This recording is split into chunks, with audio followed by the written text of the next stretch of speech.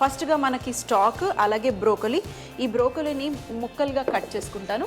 Broccoli వచ్చేసి మన gobi family, అంటే మన కాలీఫ్లవర్ ఫ్యామిలీయే. అది వైట్, ఇది గ్రీన్ ఇన్ కలర్. ఇది యూజువల్గా సలాడ్స్లో ఎక్కువగా తింటారు.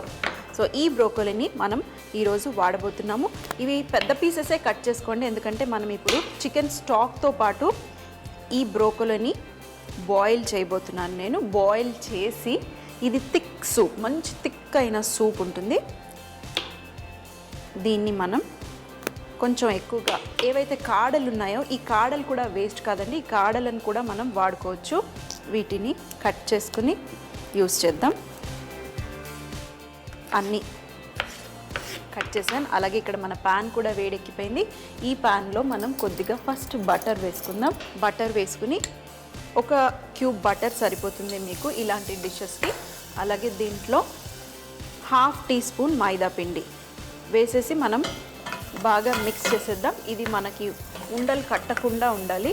సో ప్యాన్ బాగా వేడెక్కిపోయింది, అందుకే కలర్ వచ్చేసింది మన బటర్కి.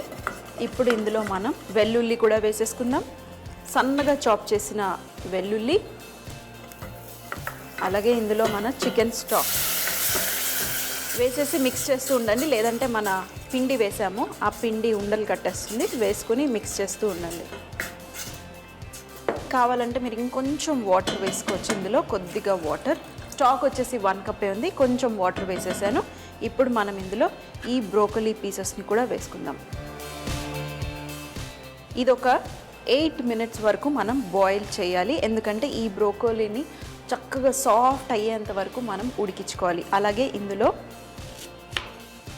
ఒక చిన్న క్యూబ్ ఉల్లిపాయ కూడా, ఇది కూడా ఇందులో వేసేద్దాం. సో ఇవి రెండు, ఇది చాలా చాలా సింపుల్ అయిన సూపు, మీకు 10 మినిట్స్లో రెడీ అయిపోతుంది ఒకవేళ మీ స్టాక్ రెడీ ఉంటే. ఇవి రెండు ఇప్పుడు మనం ఒక 5 to 8 మినిట్స్ వరకు బాయిల్ చేసేసి ఆ తర్వాత ఇది మనం మిక్సీ పట్టుకోవాలి. సో నేను సాల్ట్ వేసుకోలేదు. ఇప్పుడు ఇందులో కొద్దిగా సాల్ట్, అలాగే ఇందులో మనం మిరియాల పొడి వేసుకుందాం. ఇది వైట్ పెప్పర్ పౌడర్, టేస్ట్కి తగినంత మీరు మిరియాల పొడి వేసుకోండి. ఇప్పుడు ఇది మనం ఇంకా బాయిల్ చేయాల్సిందే. ఇందులో కావాలంటే మీరు ఒక చిన్న బంగాళదుంప కూడా వేసుకోవచ్చు, దీంతో పాటు ఉడికితే అది కూడా మనకి థిక్ అవ్వటానికి కన్సిస్టెన్సీ వస్తుంది. బంగాళదుంప మీరు కావాలంటే వేసుకోండి, లేదంటే ఈరోజు నేను సింపుల్గా బ్రోకలీ అండ్ కొంచెం ఉల్లిపాయతో ఈ సూప్ని చేయబోతున్నాను. మరొక 8 మినిట్స్ మనం వెయిట్ చేద్దాం. మరి ఏదైతే మనం స్టాక్ వేసామో మొత్తము ఇంకిపోయింది చూడండి. ఇప్పుడు మనం స్టవ్ ఆఫ్. కొద్దిగా చల్లారిన తర్వాత మనం వీటిని, ఈ పీసెస్ని అలాగే ఈ ఉల్లిపాయని ఫస్ట్గా మనం మిక్సీ జార్లో వేసుకుని ఇవి మొత్తం పేస్ట్ అయ్యేంత వరకు పేస్ట్ చేసుకోవాలి. ఎప్పుడు సూప్స్ రకరకాలుగా ఉంటాయి. క్లియర్ సూప్ అని, థిక్ సూప్ అని, అలాగే చీజీ సూప్ అని, చాలా డిఫరెంట్గా ఉంటాయి. ఇప్పుడు ఇది మొత్తం వేసేసాను, అన్నీ వేసేసుకుని గ్రైండ్ చేస్తాను. కావాలంటే ఈ వాటర్ కూడా మీరు ఇందులో వేసేసి మంచి ప్యూరీ అయ్యేంత వరకు ఈ వాటర్ కొంచెం కొంచెం కావాలంటే వేసుకుని మిక్సీ పట్టుకుని ఆ తర్వాత మరొక 2 మినిట్స్ మళ్ళీ బాయిల్ చేద్దాం. మనకు కావాల్సిన కన్సిస్టెన్సీ వచ్చేంత వరకు బాయిల్ చేసుకుని ఇంకా వేడిగా సర్వ్ చేయటమే. సో ఫస్ట్గా నేను గ్రైండ్ చేసుకుంటాను. అమ్మా, అలాంటి వాళ్ళది నిజమైన ప్రేమ కాదు, అది వ్యామోహం. ఎగ్జాక్ట్లీ చిన్నత్త, నిజంగా ప్రేమించుకున్న వాళ్ళు అలా చేయరు. ఎంత మనసు విరిగిపోతే కన్న కూతుర్ని పట్టుకొని మా దృష్టిలో చచ్చిపోయా ఉంటుందా తల్లి? అది సరే అమ్మా, తన కూతురుతో తన మాట అనేటప్పుడు ఆమె మాటల్లో వ్యథ, కళ్ళల్లో బాధ గమనించావమ్మా?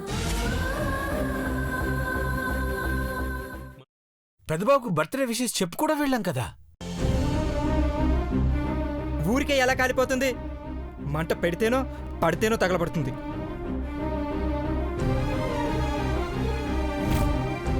కరెక్ట్ చిన్నబాబు, నీకొచ్చినట్టే నాకు డౌట్ వచ్చింది.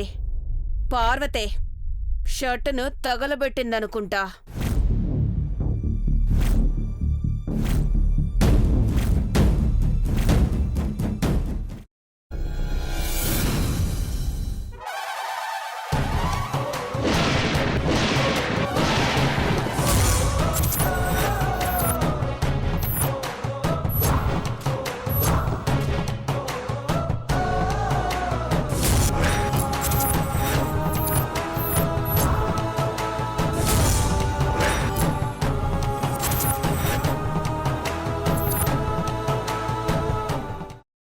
వేసుకున్న తర్వాత పొట్టు తీసేసి చాప్ చేసి పక్కన పెట్టుకోవాలి.